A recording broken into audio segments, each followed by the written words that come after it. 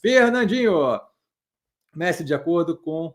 Desculpa, o acordo de redução de tarifas a 30% impostos pelos Estados Unidos, a China, e de 10% da China sobre os Estados Unidos, por prazo determinado de 90 dias, mas esse prazo, já dizem, poderá ser estendido, e ele educadamente avisa que continua, por prazo indeterminado. Nesse caso, pode ocorrer um retorno para o cenário de risco e incerteza novamente? Como avalia a consistência desse acordo? A consistência de acordo é zero. Isso daí não precisa avaliar, isso daí é só você olhar a evidência empírica, que você vê consistentemente.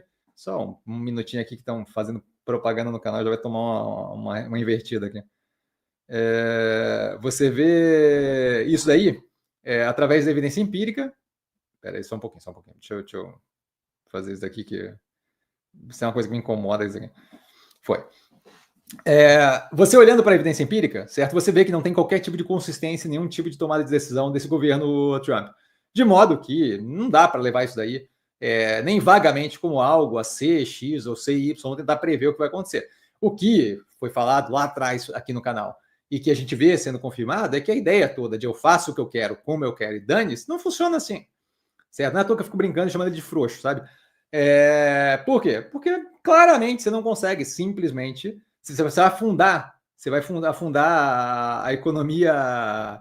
Você vai afundar a economia brasileira, a economia global, a economia americana, se você começa a simplesmente tarifar tudo que é coisa e por aí vai, certo? Você vai ter um custo de popularidade gigantesco dentro da economia, dentro da política americana, que vai resultar justamente em uma dificuldade violenta de você ter qualquer tipo de capacidade de reeleição depois, ou a boa vontade do povo e por aí vai, certo? Quando ele começou a ver os reflexos negativos daquilo ali afetando a economia americana, ele começou, ou pelo menos a projeção de para onde é que aquilo ali...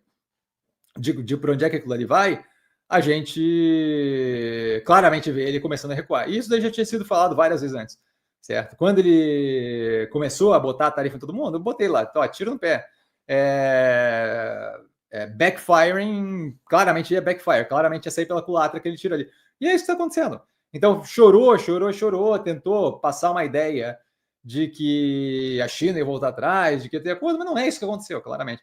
A China, dada a dinâmica política lá, como é organizada estruturalmente, aguenta muito mais essa porrada, porque não depende de popularidade do governo, não depende do governo eleito, depende de algum nível de equilíbrio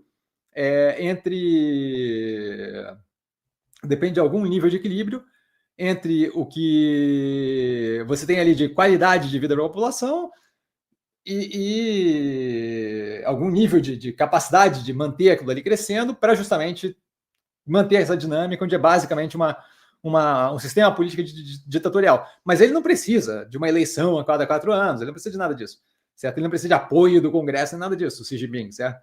Então, de modo que a dinâmica lá é muito mais... Tanto é que ele está aguentando algum nível de dor econômica já tem algum tempo, certo? Muito mais focado na questão geopolítica, de tomada de Taiwan e por aí vai, do que propriamente com a economia local especificamente.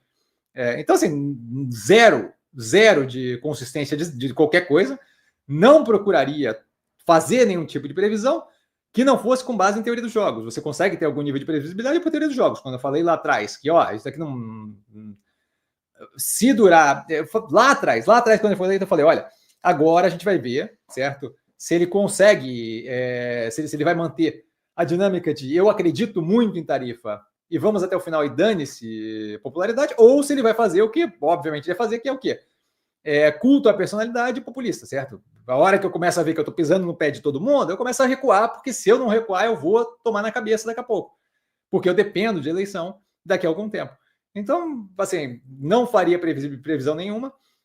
Toda vez, ele já mostrou que ele recua toda vez que ele tem qualquer tipo de problema, e toda vez que ele tiver problema, vai ter, toda vez que ele fizer uma besteira, ele vai ter que recuar. Quando é problema de cunho de retrocesso civilizatório, de botar imigrante em El Salvador e sem due process, sem efetivamente passar pelo processo legal e por aí vai, você tem aquilo ali, tem um apelo para a população que tem vínculo mais forte ali com as ideias fora da casinha dele, então aquilo ali não tira a popularidade dele, e o outro lado vai berrar, mas o outro lado berra naturalmente com qualquer coisa que ele faz, porque o outro lado claramente está no contra daquela situação, com razão nesse caso, tá? Mas está no contra da situação. Agora, quando você tem medidas como essa de tarifária que afeta diretamente o bolso de Deus e o mundo, aí você começa a ter mesmo o eleitorado dele começando a ter um nível de perda de paciência, de incômodo, e aí quando ele começa a sentir isso, começa a recuar, voltar atrás e por aí vai.